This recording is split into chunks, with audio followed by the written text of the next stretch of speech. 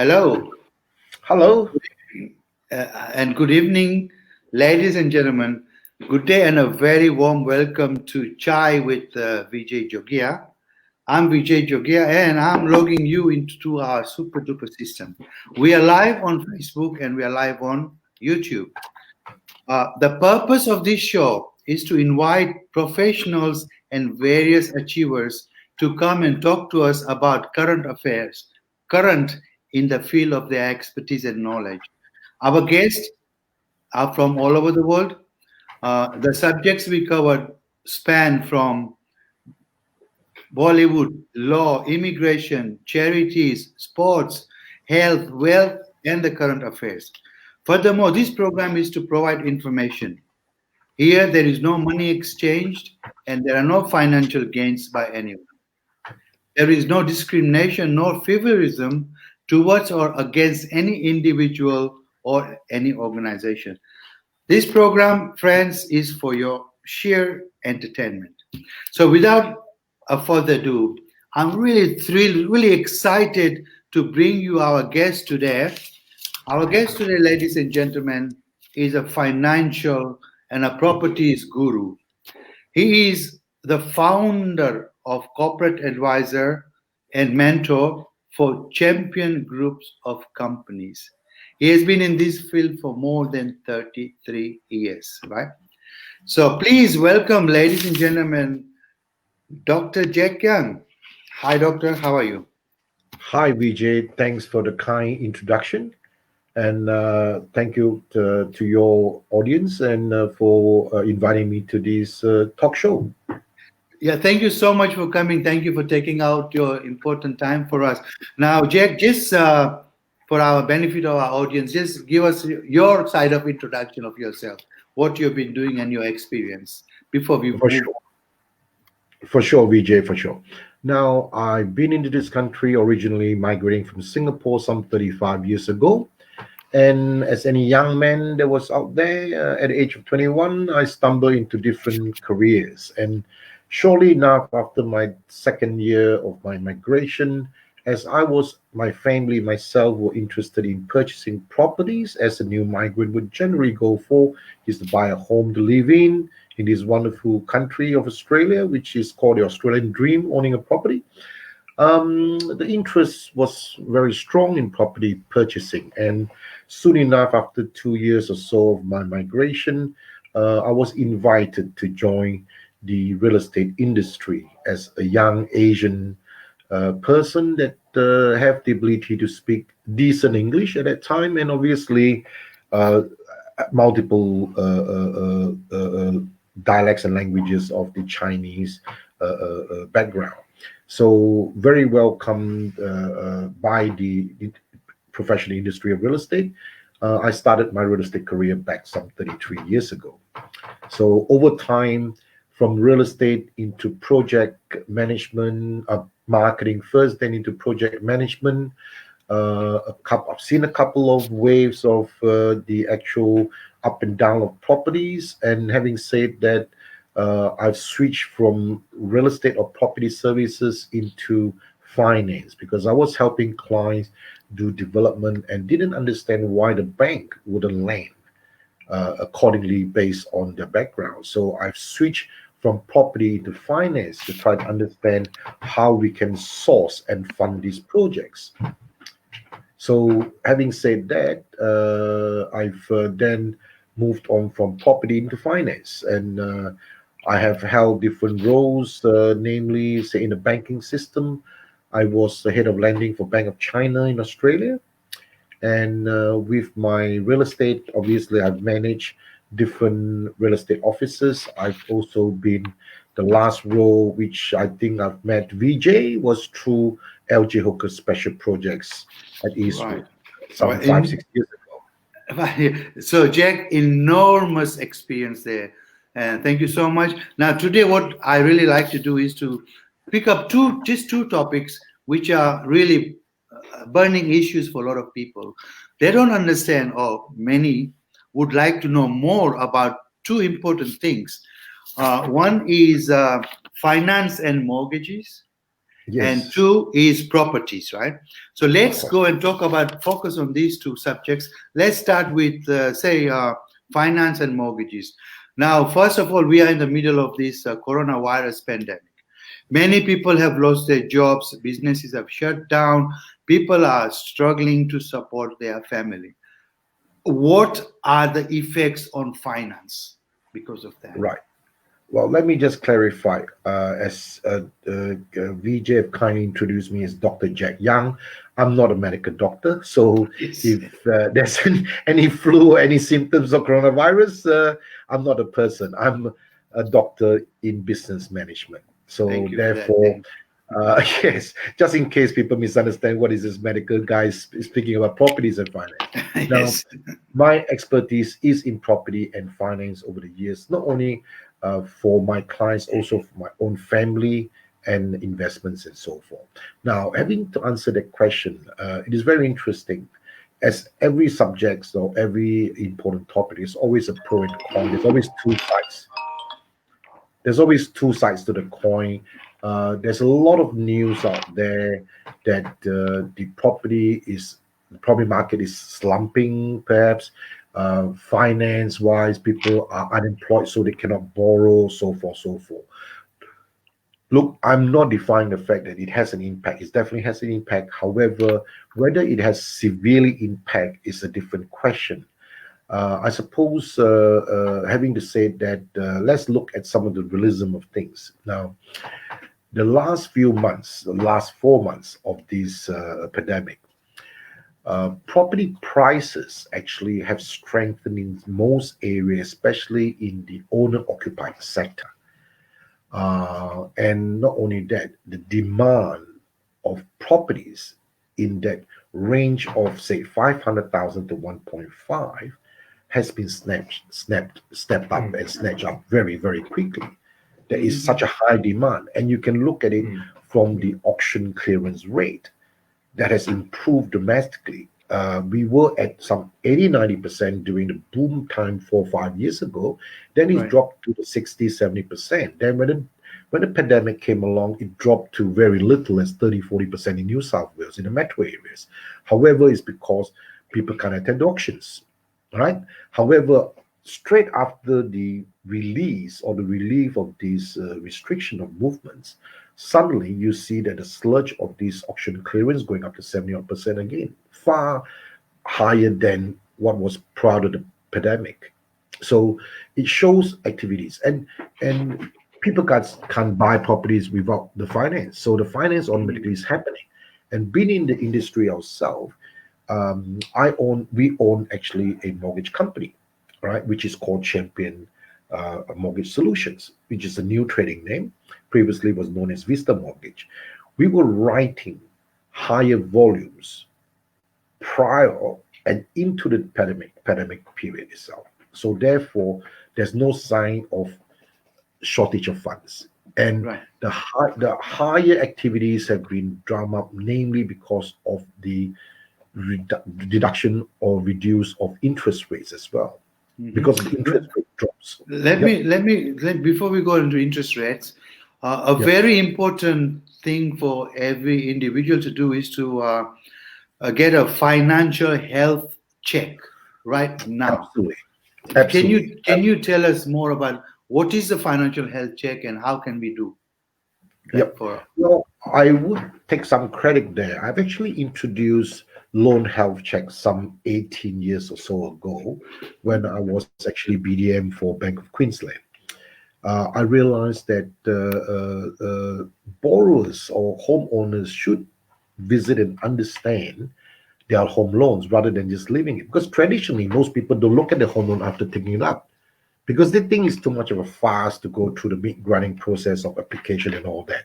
But of the late months, especially stretching into a couple of last few years, people realize after the financial crisis and all the tightening, they realize they should, because why?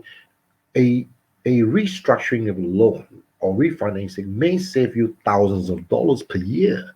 And you put it across 30 years, that's a lot of money. Even if you Yes. say, let's say, if you save $3,000 per year, 10 years is 30 grand. 30 years is $90,000. That's Mm. what people have over the period. However, one of the very important things that when we do our so-called loan health check, what our guys does at Champion Mortgage Solutions is that we actually would try to educate and share a loan reduction management system with our clients Okay. Yeah. so that we don't want our clients to pay a mortgage over 30 years if we can help it. And I can assure you, a good 80% and more of the Yeah. borrowers out there qualifies for this. Hmm. And when I say qualified for this, does it need a special thing? No, it's every common person in Australia. The only thing that would affect them so much is probably the people working overseas and not having the income through the Australia system. If you have your income generated and earned in Australia, or your at least your cash flow or your income is coming through Australia, you can very much qualify for this loan reduction. And obviously it needs to be very custom towards your individual circumstances. So we need to do the assessment for you. Besides, also helping you understand whether there is a refinance or restructuring required for each Right. individual person. Okay. So there are no charges for doing Oh no, this. no. We're happy to look into that. Simply is not because we're charity workers. We're definitely not. We have a business to obviously earn a living. But by having said that, we prefer to put the client's best interest up front. So that I suppose if we can look after the client's best interest and have them at heart, automatically the Right. client would have no reason why not to give us the business Right. thereafterwards. Sure. Do we agree? Okay. So Agree. you do the right thing first, and then for the clients to then take on to understand whether we are worth the actual business to be given to. Right. Thanks about that. We'll come back to that health check again. Sure. Let's go into the basics of borrowing, right? Yep. What is the lowest interest rate in the market right now, Yes. and which are the good banks to go for? Sure. Your opinion. That is actually on every borrower's tip of tongue when it comes to borrowing. Is it what is the cheapest rate? Right. Yes. Interesting enough. Look, I have seen some very interesting rates flying around. I've seen commonly 2.09%, and I've seen one that I think that flew by and sort of disappeared in front of me at 1.99%, Oh. which is historically lowest I've seen in my 35 years of Australia living. Mm-hmm. Maybe overseas country, yes, whereby their bank rate is negative. Ours is at 0.25% right now. So, having said that, I've seen the lowest. But however, to the client must understand lowest interest rate doesn't necessarily mean you have the best of the loan. Right. We will show you, we will absolutely show you, because our loan reduction management system will show you the difference. The same amount of loan taken over the same amount of period of time, Yeah. with the interest rate varying even up to as high as 2.5, 2% difference there. You might feel that why would I pay 4% if I can get it 2%? We can demonstrate to you and show you that if I can show you that a loan with 4% can be paid off within 13 years or 15 years, just to get on 13 and 30 similar pronunciation. So we get a 4% interest rate, and I can get you to pay it off within 15 years. Would you then rather go for a loan which offers you 2.5%, but you still need 30 years to pay off? Mm-hmm. What is your choice? And the ultimate thing will show that, say, for a loan of some $700,000, at the end of 30 years with the cheaper interest rate, you will have to pay some $1.13 million in total repayments, principal plus interest over the 30 years. Whereas with the other one, which is at 3.54% interest, you basically paid off in less than 15 years, and the total repayments you make, interest plus principal, is less than 900,000. What is your preference? So I think the answer is very obvious. People would go for whatever can be paid off quicker in with Quickly. less money, isn't it? That is correct. Yes, quickly you want to pay it off. Yeah. Exactly. So Uh, lowest interest rate can be quite misleading. And I'm not saying don't take it. If yeah. the same product and the same structure can given, of course, we want a cheaper rate. But unfortunately, cheaper rate normally carries a little bit of hidden costs and hidden things that we don't see. That's all. Right. Moving that on, Doctor. What is the which is the best bank to go for? I think that's uh, not an easy question to answer. Oh, well, it's easy. Go to the one that offer you the best product. Now, so Okay. instead of having a name, is every bank or lender, so to speak. When I say bank, I don't use banks anymore. It's now called lenders because there are also non-bank lenders out there. And over the Okay. last 4 or 5 years, have proven more popular because the banks. When we talk banks in Australia, we know there's a major four banks in Australia, which is Commonwealth Bank, Westpac, ANZ, National Australia Bank. These are known as the four pillars of the Australian financial or economy. However, with that comes the actual competition of people like St George, which is owned by Westpac anyway, Bank West, which is owned by Commonwealth Bank, and a couple of others, secondary banks, so to speak, but they are still on the major leagues. But then you have also the second-tier banks, such as the credit unions, which is probably a non-bank, but it's still very bank-based because they have branches and so on. They are deposit takers, such as Citibanks, AMP, ING banks. Such all these are very secondary banks.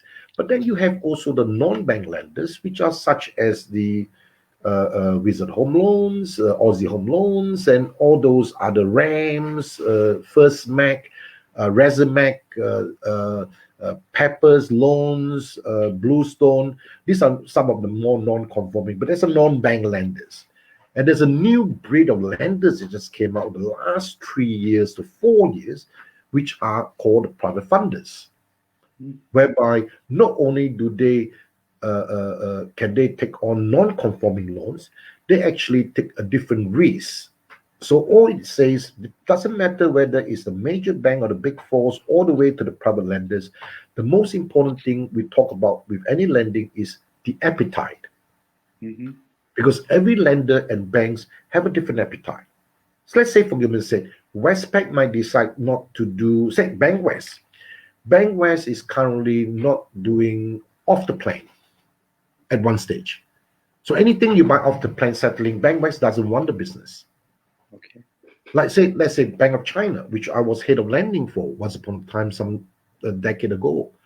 Currently, for the last 2 3 years, they are not doing anything that is. Let me just think carefully. Investments. Hmm. So if you buy investment property, you go to Bank of China and say, "Can I borrow some money?" They say, "Sorry, we won't lend to you." They only lend to owner occupied. Okay. So it all comes back down to the appetite of the lender, and therefore the appetite determines their interest rate, and also determines there are qualifying criteria. Right. So Right. that's what we're talking about most importantly. And then also they use what we call the bank valuation to control that, Hmm. to either be more loose so they can welcome more business, or if their appetite is full, they might decide to knock back some applicants, so they raise their qualifying criteria, so or their interest rate a bit higher, so that there's like the last few years, investment rate investment loan rates are higher than owner occupied. The reason why is because the government is trying to discourage investment property to keep the property bubble control, so that people are not flying in with just investment and pushing the price too high. But now this is starting to mellow down and match, because they need activities in the property sector to encourage construction and so on, because of the pandemic impact in the industry. Okay. Right. Thanks for that one. Moving on, still on the borrowing side, very, very briefly, Doctor, what's is it better to go for fixed rate or variable rate? Very People are good. Now, confused. yep, it is a question that everybody could ask themselves. Now, all I can suggest is this: with home loans or even with properties purchase, do not speculate, because this is not a stock market. People will fail if they try to speculate and say, "Look, the interest rate is low, let's lock it in, or let's not lock it in and wait for interest to come down a bit more. It shouldn't be this way. It should be, do you need to have a fixed rate? So what are the people that need fixed rate? People that need fixed rate are people on sort of fixed income. So you are on a steady routine income, and therefore you cannot handle any surprise in increase in the interest rate. Does it make sense? Yeah. Because in the history of Australian bank interest rates, or so-called the lending industry interest rates, I have been here 35 years. I can tell you, I had about six properties back then in the late 80s. Oh no, sorry, I lied. Yeah, in the late 80s, early 90s. I had six properties as owner and also investment, of course, and also a block of land. And the interest rate went up to as high as 18.5% per annum. You That's compare high. to today's, that's like bloody six, seven times more. Sorry, pardon my French. It was scary. But at that time, I was a young person. I was working very hard, so it was a major issue because I had most of my property rented, and there was negative gearing applicable. So I was sort of managed to balance through, but it was a bit of a juggle, and a lot of people have actually went off the radar because they'd actually put up their hands and lost the properties because the interest rate got so high. And actually, there was a government scheme at the time called the New South Wales Home Loan Co-op or something, which is a semi-government body, which lends to the general public, with especially the first home buyer owner stuff. And that failed. That scheme failed in the early 90s. It actually collapsed. And it has actually forced a lot of people. I mean, those days it's called a lot. Compared to today, it's nothing. But those days, a lot of people have actually lost their property. They didn't go bankrupt necessarily, but they liquidated the properties because the interest rate went over the 11-12% and heading towards the 18.5. So to avoid that, I mean, like today, if suddenly the interest rate were to, I'm not saying it will, I'm saying were to jump to even 6-7%, half the property people will go crazy. But of course, it's not going to jump for no reason. Okay, normally interest rate goes up is when properties pricing start to really scale up. It Right. goes hand in hand. But in this probably time of this pandemic and so on, no interest rate is going to be rushing to go up any high. But as I said, the fixed rate are good for people that is wanting to look for what they can afford. So there's Right no now. surprises. Exactly. So it doesn't matter if the interest rate goes down a little bit more, because like right now you can lock in for 2.59, 2.29, 2.39, depending whether it's owner occupied investment. And look, what can it come down to? 0%? Highly unlikely in Australia, but it happened in overseas. But even that, you only save 2%, 1%, 0.7%, correct? But imagine if it goes up to 6-7%, it'll be something that you probably can afford to. So for those that is on a steady income with probably rental income or your own PAYG income, very steady stream, if you want a peace of mind, fixed rate is the way to go. And whether it's fixed for 2, 3, 4, 5 years, that depending on your needs and of course the rate that you can get onto as well. Okay, Jake. Thanks on that. The other important thing is, and everybody wants to know this, you said there is a way to pay off your mortgage faster Yes. instead of 30 years. So what is that solution so that I can pay my mortgage faster? And what's that Absolutely. solution Would for love to everybody? share that. Well, we call it at the Champion Group there, we call it the Loan Reduction Management System. This is actually put together by myself. I hold ownership over that particular calculator, do the assessment. That was actually created by myself when I was not even in finance. I was in property, and because of my own investment, I honestly speaking, I can't mention who, but I actually borrowed some of the ideas from a couple of different banks and put it together. So at that time, back some 20 odd years ago, offset account wasn't born. So I was using line of credit with normal variable rate and putting together and use the offset, so-called line of credit offset concept to create this loan reduction management. So how does loan reduction management works? It actually works of using a offset account or a line of credit. Mhm. But it's probably very technical to explain it over the over this Sure. video here. But we're happy to, if you contact VJ, and I'm happy to share with VJ this calculator, which you're happy to work it out, or you can contact us directly after contacting VJ, and we can work it out for you. It's not rocket science, but is real, is numbers that we can crunch and show you what to do, and it just takes a little discipline. It doesn't take you 10 years of your time to learn this. It's a matter of Okay. understanding how and where to put your money, and it automatically works for you. So this calculator is free, though. They can contact me, and then I can share that with you. Absolutely. It's called a Okay. loan Then reduction okay, method. I'll make a Correct. note of that. Moving further, how do I know? This is a basic question. How do I know how much can I borrow? Wonderful. This is it. Well, generally speaking, I have this little mental formula in my mind.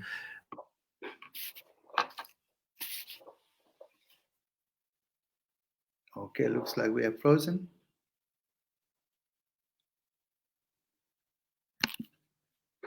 As I was saying, yep, yeah. Are we Yeah, good, Vijay? yeah, you're fine, fine, yes. Yep. Okay. Cool.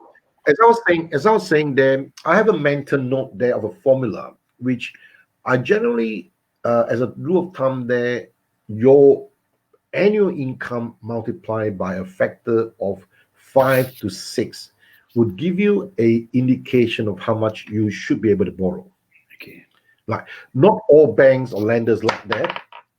The simple reason is because there's a lot of other factors to be included, such as your other expenses and liabilities. And of course, in lending, there is two superheroes that I like to mention to everybody, and I call them my superheroes because the first superhero, which is S, stands for security.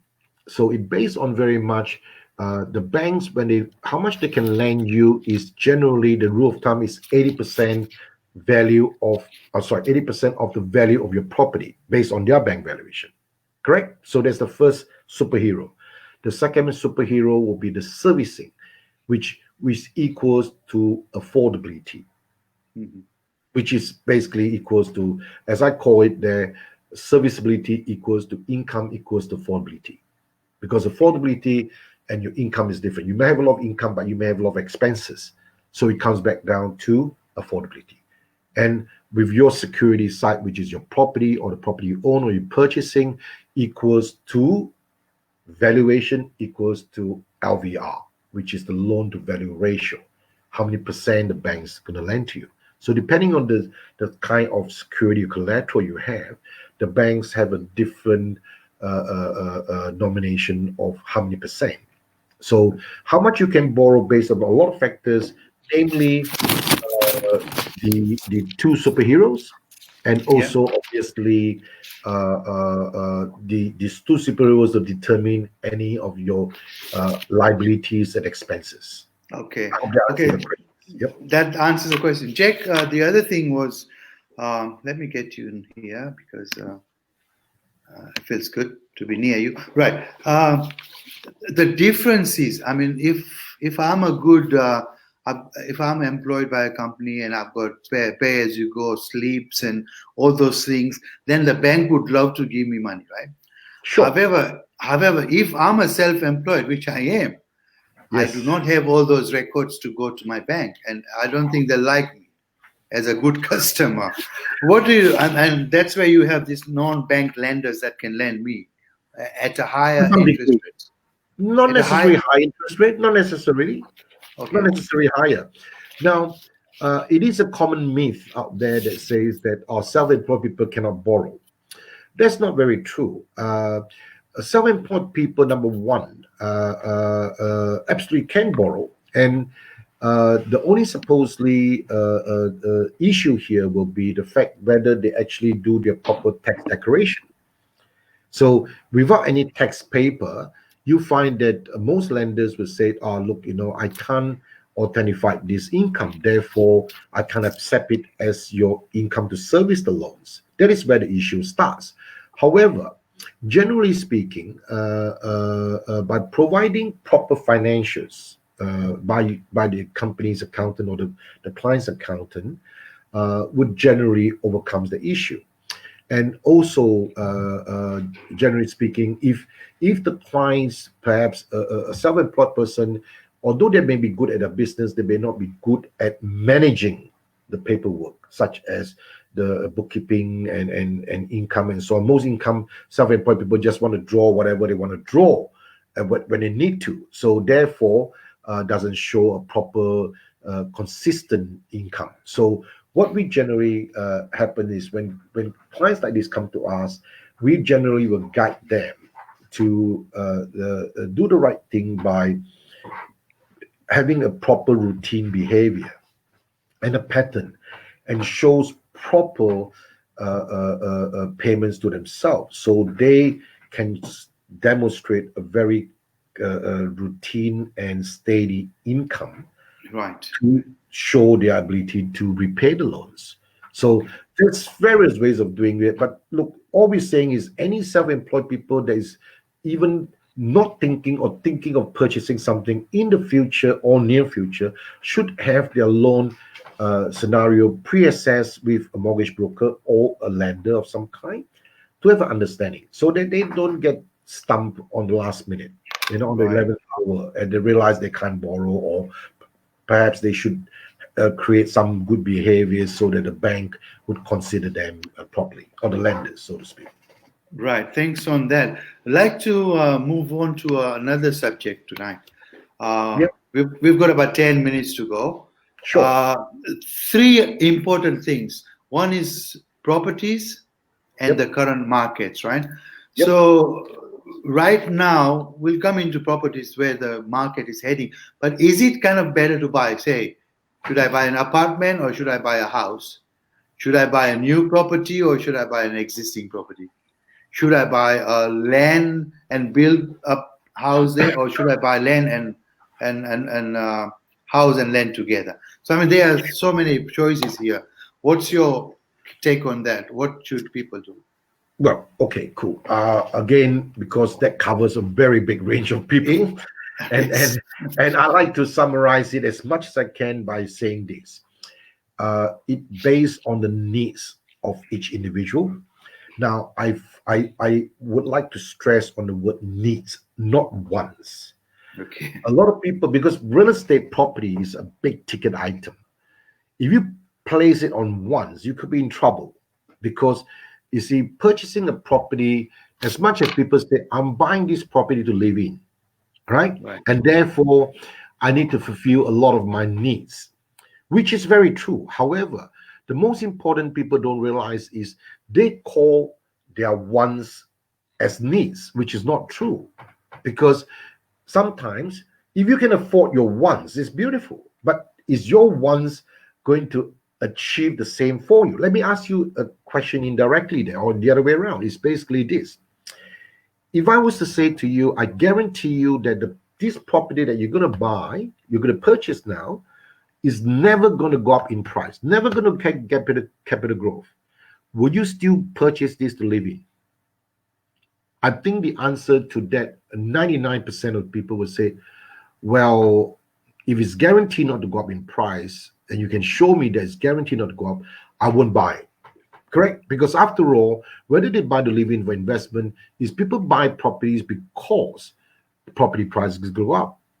End of the day. Correct? So having said that, that has then come to my own property purchase motto is, where you want to live, you don't have to buy.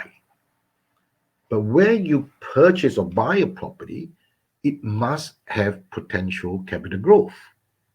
And I can guarantee to you that every property, doesn't matter anywhere in Australia, well, I'm not even talking globally, just in Australia, any little spot you can find, a word spot, whatever, it will capital growth It's just a matter of time. Don't you guys agree? Mhm. So you can pick the furthest of no man land somewhere. But if you leave it for 50 years, 100 years, the price is going to go up. So, but whether we leave that long to see that capital growth is a different story. But what we're saying here is this. So the first thing is we understand is where we want to live, we don't have to buy. We can always rent. But where you buy have to be able, must have that potential of capital growth because it will lead you to bigger things in life. So, but some people say, look, I just want to buy the property, live in, and I'm going to die in there. That's quite fine. But statistics also show that majority of the people, they actually have to move or will move in 7 to 15 years. It's better of that time frame. Majority of the people, whether you're renting or you own your own property, that's better. They will move. So if you look at statistics, there is that if you purchase something that is against the logic and you just purchase it very emotionally, that means that you only go out there because you think you want something like this, but obviously that property has no potential capital growth. Then what happens is in the next 7, 10, 15 years, when you want to do your move, you're going to have a problem because your property hasn't capital growth as much as the other ones. So I suppose it's coming to find a leverage between uh, your wants and your needs. And your needs in every property is number one, is that you make sure that the property has capital growth, correct? Number Correct. two, that it will be in a convenience location for you. If you're going to live in there, even if you don't live in there as an investment, you want a convenience for your tenants. So things like near transportation, near shopping center, near schools, that the whole list of things that our real estate platform, which is Champion Group Property, can help you with is to identify some of these vital consideration for property. So, having said that, uh, uh, whoops, sorry, there's a bit of Sorry. echo behind. Yeah. That's Is it fine. all right now? Yes. Yeah, yes, go good. No, so having said that, I suppose again, the decision of new against old, against apartment, against house, comes back down to the needs of the client, right? So let's give you a quick example there. I'll give you a 5 second example there. I hope it's 5 seconds. Is we have a client just recently. He's based overseas, but part of his family is back here to Australia. He's Australian and he's working overseas and he's still going to work overseas. So his young family is back with the wife and the kids. So having said that, they needed a 3 to 4 bedroom property to commit to that. So, but their budget is around the 700,000 mark because they want to qualify for the first home buyers grant. There's a few other grants going on, the home builders grant and all that. So having said that, they can have the convenience of going to a 3 bedroom apartment, perhaps in the further southwest or further west of the Sydney metro area, which is probably an hour and a half away or 50 or 60 kilometers away from CBD, but near train station, a 3 bedroom apartment. So it's convenient for them. Or they can, right now, what we have put them into, we have actually managed to put them into a 4 bedroom terrace house, which is only 1 kilometer walk distance from the station, walk or by car, same is 1 kilometer, and in the new areas, suburb of Scorefields, which is an upcoming town, good potential, and it's 4 bedroom. There's a bit more than what they required out of a 3 bedroom for similar money. And obviously, the choice was easy. They went for that. When they first looked, that wasn't on their mind. They were thinking apartment near the station. So this one here is still near the station, not as near, not a 200, 300, 400 meter walk. It is a kilometer walk, but it's a house, it's a terrace house, more space, same money, and it qualified for the grant. Because out of those apartments, they look, if they want the grant there, they have to find the right ones in the right space of the time restriction of this grant, and it doesn't qualify. So they're going to miss out on a lot of these grants if they're going to find an apartment there. But whereas this one here, they get all the grants happening to them, and they found a perfect property, and it's still within the distance, and it's still convenient. So there you go. It's really depending on the individual needs, and we try to fill those needs there. Right. Of course, Right. you may feel some of the wants is wonderful, but the needs are more important, isn't it? Yeah, that is correct, Jack. Yep. Doc, let me ask you very, very briefly. We few minutes to go, and I wish I can have you longer, and we can have a That's fine. Yeah, one-to-one that's chat. fine. But I appreciate it. right, look at the current scenario with the coronavirus around. Where is the real estate market going? Right. At this moment, the market looks very wishy-washy. But as I said earlier on as well, the demand have actually superseded the supply. And the lack of supply happens from 4 or 5 years ago, when the government have put in a lot of restriction on lending and so forth, and also stopping overseas money from coming in, such as from China and different areas. So, having said that, the the whole development and construction industry have slowed down its pace. A lot of projects didn't get past stage 1. So, in other words, lesser properties have been developed over the last 4 or 5 years. So now it shows the shortage. So, having said that, there's a bigger shortage than usual. Now, with the recent uh, uh, promotion or offers from the government, with all these, there's 4 grants out there right now, 4 grants and scheme from the government that pushes the first home buyers to react, plus also owner occupied to react, because they want to jump in while the market is a bit tightened, and and with all these grants coming in there, they're jumping in. So it actually create a sudden surge of demand. Say, just give you an example there, like the Schofield project out there, there was 40 odd available back some only 4 or 5 weeks ago. Yeah. Then 2 weeks ago, it dropped to 6 availability. Today, I have to have clients to queue up to be waiting for something to come back on before they can purchase. That is how bad the supply demand goes. So with that, you find that as much as the economy and everybody is saying the market price is going to come down and so on, again, my saying is this: unless you're forced to sell your property, it doesn't matter when you buy the property in, because when you buy the property in, has to fit your needs first. So, having said that, property investment is not a speculation game. It's basically a longevity thing. Right. So, anybody wants to buy a property should hold on to the property for investment owner occupied. And I can assure you, this is not the first financial crisis or property slum or whatever you call it in life. I have seen 4 so far, starting from 1988, 1998, 2008, 2018. Now, this pandemic is a bit special, all right? It wasn't expected. But out of those 4 pandemics, or not pandemics, sorry, those crises, let me ask you a question. Can you find a property anywhere in Australia cheaper in any of those times during those crises? My guarantee answer is never, because the prices today will still be much higher than those 4 that has crashed. Correct? Yeah, correct. Yes. So, having said that, this time around, there's no difference. In 10 years' time, everybody's going to look back and say, well, I should have bought a few more properties during that pandemic. Yes, definitely. And Yes. so, but if you look at a time when those crises happened in 1988, 1998, 2008, and 2018, they would say, look, don't buy, it's going to crash, it's going to crash. But guess what? Whoever bought that today will go turn back and smile and laugh that I'm glad I bought it. Yeah, So sure. 10 years from now, no difference. If it's not 10, 12, 15, who cares? Unless you are forced to sell your property, you may lose money. But if you're not forced to sell, you cannot afford to lose property in property purchase, whether it's investment or living.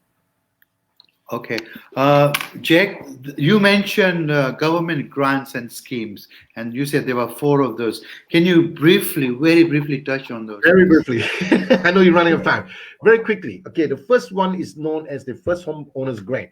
That came around more than 20 years ago. But today's one, the First Home Owners Grant, is $10,000 in New South Wales. Every state is different, and there are certain criteria with that. Without going overboard there, I'll just mention very quickly that to qualify First Home Buyers Grant, you need to have this be your first property that you're purchasing. Okay, in Australia, and if it's a single contract property, it has to be less than 600,000. If if it is a house and land package that you're building, two contracts, you can go up to 750 as a cap for this 10,000. So if you're buying, say, for goodness sake, if you're buying a apartment or brand new or second hand, doesn't matter, you're buying something there which is more than $600,000, then you don't qualify to get this 10,000. But if you buy a block of land to build a house and the price is up to 750, you still qualify. If it is $751, then you don't qualify. I'm sorry. That is not by me, by the government. Okay, that's the first grant. The second grant is also interlinked, which is called the New South Wales first home buyers grant, which is relating to the stamp duty exemption, because one is by the state, the other one is by federal.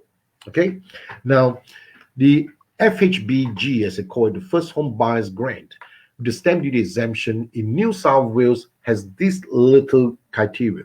So value of property up to 650, all right, is fully exempted from the stamp duty. So you don't have to pay any stamp duty if you're a first home buyer. Of course, there's many criteria such as you must live in the property within the first 12 months, you're going to live in continuous for 6 months. All those are different. We're talking about just the criteria, just to be brief. We're going to have time to go through all the technicalities. Having said that,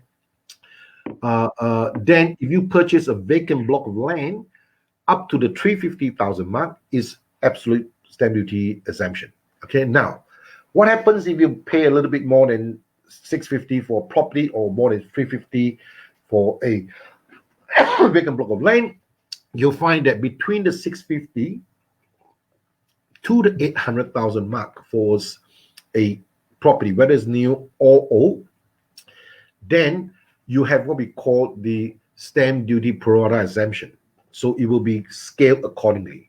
So the higher you go in price, the lesser exemption you have. Right. Make sense?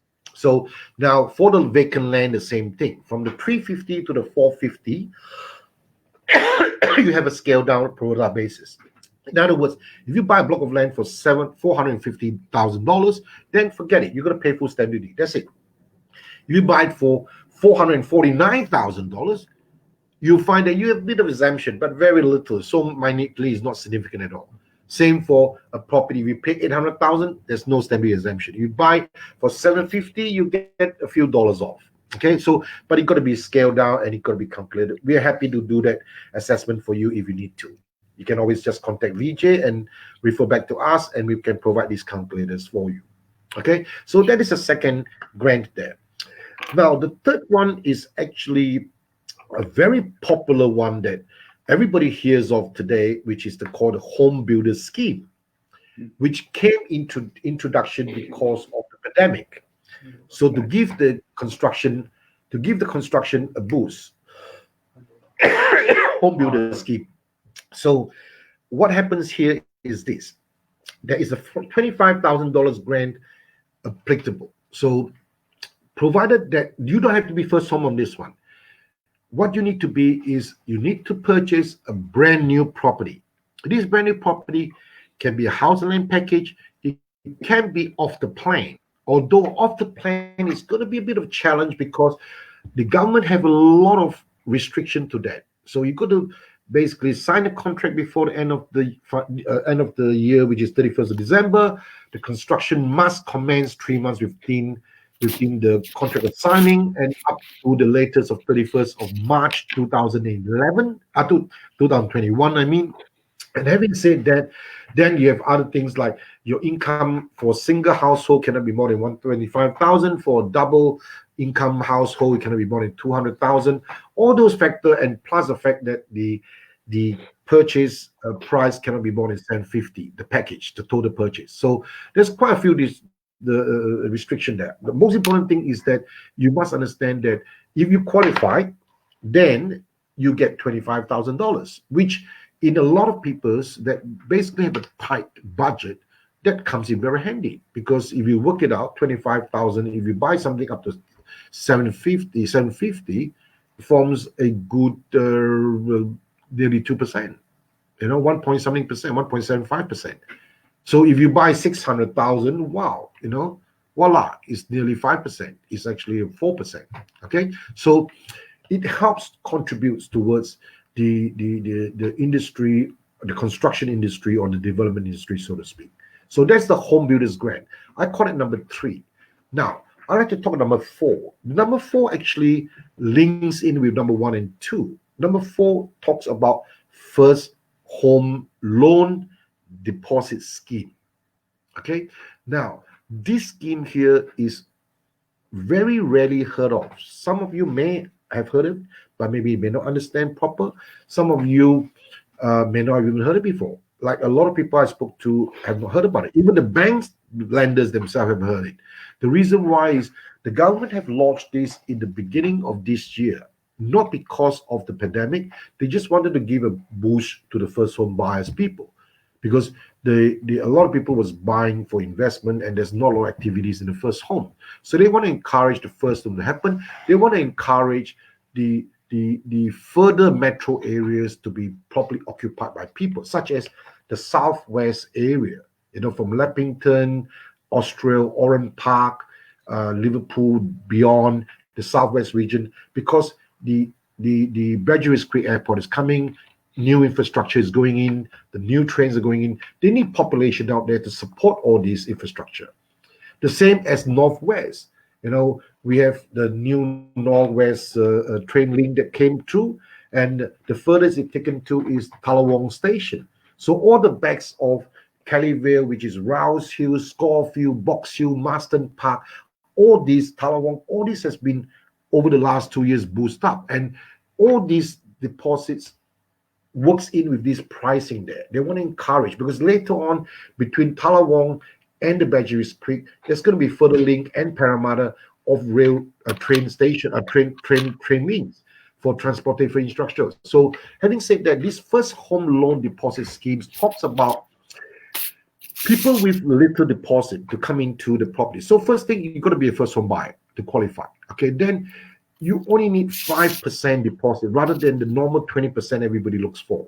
Now, some people may say, oh, look, 5%, I can do it without the government's help. That's correct. But you have to pay what we call an LMI, which is Lender's Mortgage Insurance.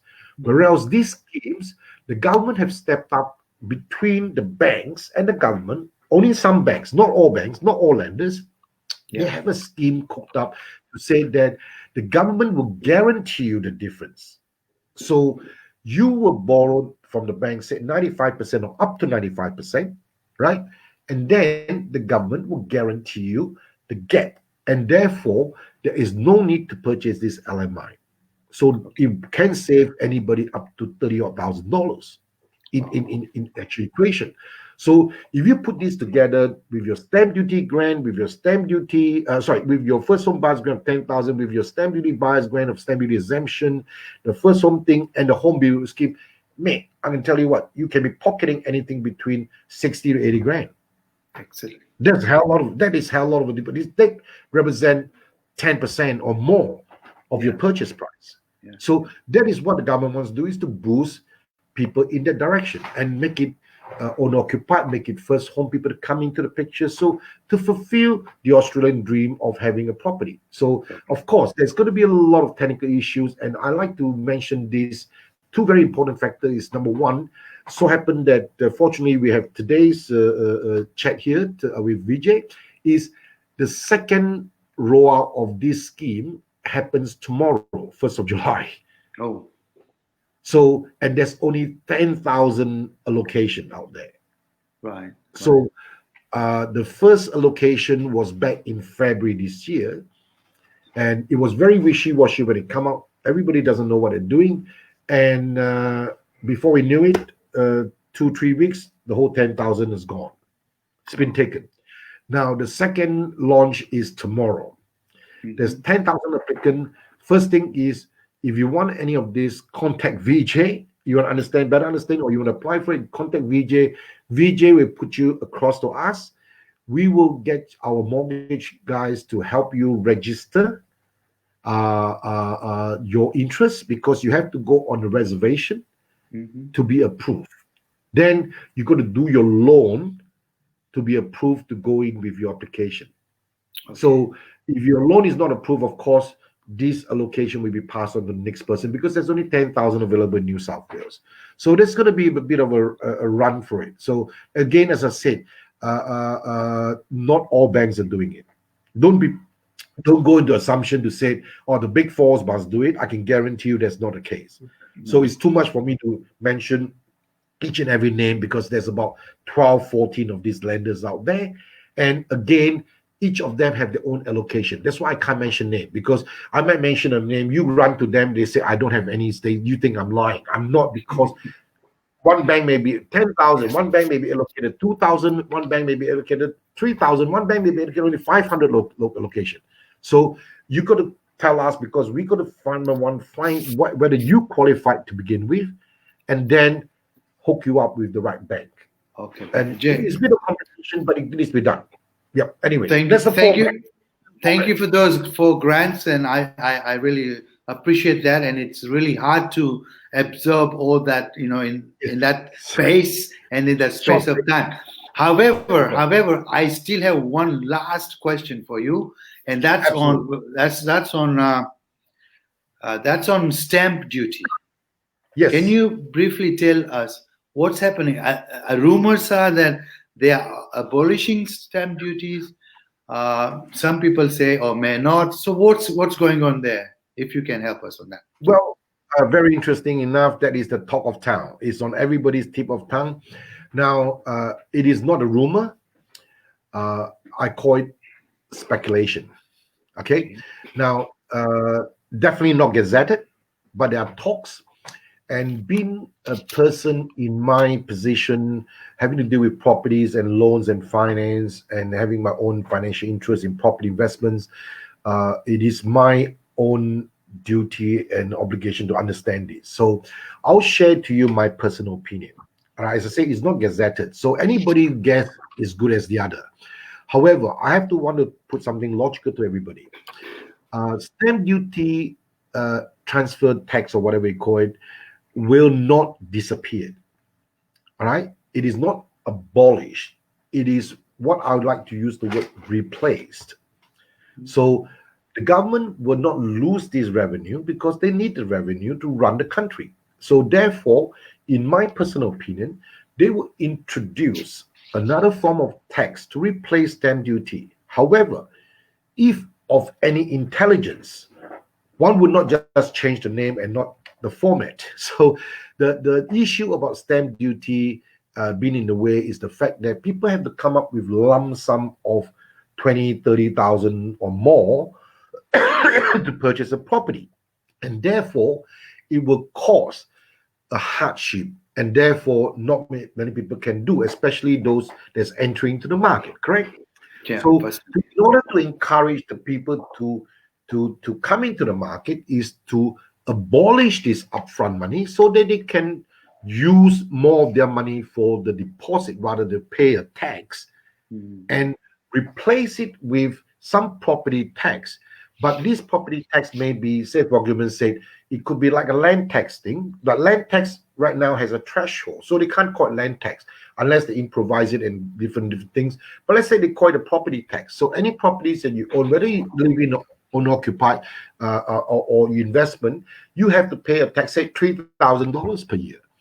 And having said that, if you do it over 10 years, if you do the equation, 3,000 times 10 years, 30,000, that will replace the $30,000 stamp duty, isn't it?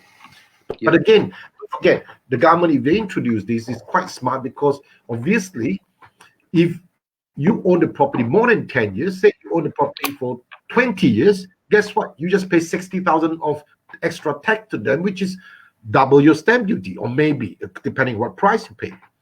So proportionally, the government is not going to lose out. So it's a replacement tax. But obviously, how it's done is up to the government and their studies. I'm definitely, nobody, including myself, definitely not in a position to tell them. But I've read all different ones, and one of my opinion is perhaps they can give an option or choice to the for the purchaser, to ask them whether they are in a position to pay the upfront as it is, or perhaps to give them a choice of doing it in an installment form. I think that's the fairest thing, without having to overpay. I mean, the government can put some interest there, some catch-up payments to make up for the loss of income over years, but perhaps not to overtax somebody. It's not fair. Because if you have that, then people will start buying and then selling it before 10 years or selling it before 5 years. That will cause a lot of rowdiness in the market. So a controlled replacement tax will be called in, and I'm very, very certain of that. And I'm sure every economist and financier out there will agree with me on that basis.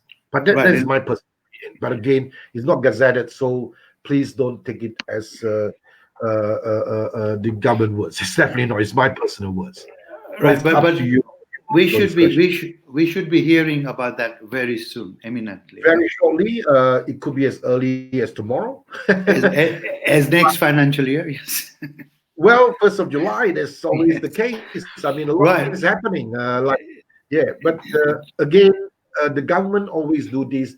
They will announce something, but they will have a lot of gray areas. So please do not be surprised that they would take some fine tuning over the next couple of months. But it's all good. I think the intention is good for everybody. Jake, I really sincerely like to thank you for such an informative chat with you on the properties, on the interest rates, mortgages, and everything that you have educated us today. I am really, really grateful. Unfortunately, every good thing has a ending, and this one sadly is ending here. Once again, I'm going to thank Dr. Jack Young. Thank you so much. Whatever questions I get from today's episode, I will pass them on to you and your team, and you can help us out on that. And I also like to thank our audience today for sticking around with us and absorbing these heavy duty punches from Dr. Jack on these beautiful subjects that we all love. Thank you so much, Jack.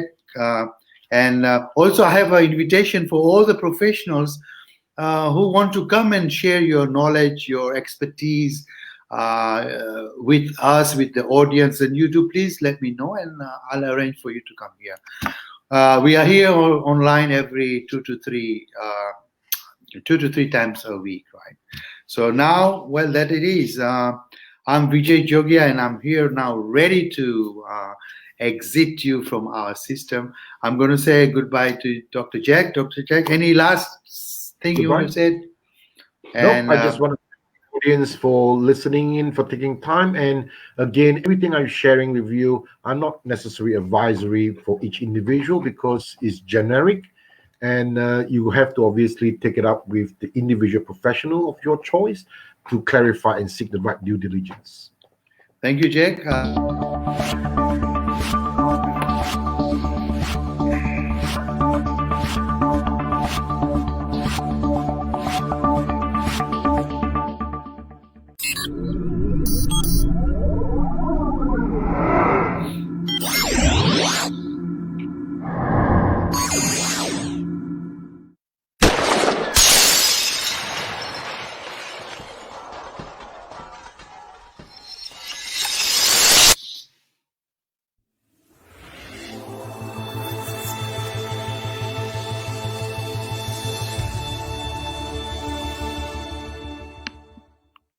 If you're looking for that special piece of jewelry for that special person, well, you've come to the right place.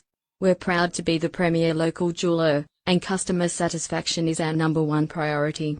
Whether you're looking for gold or silver jewelry, diamonds or gemstones, rings, earrings, pendants, or watches, we have a wide selection of high-quality pieces for you to choose from.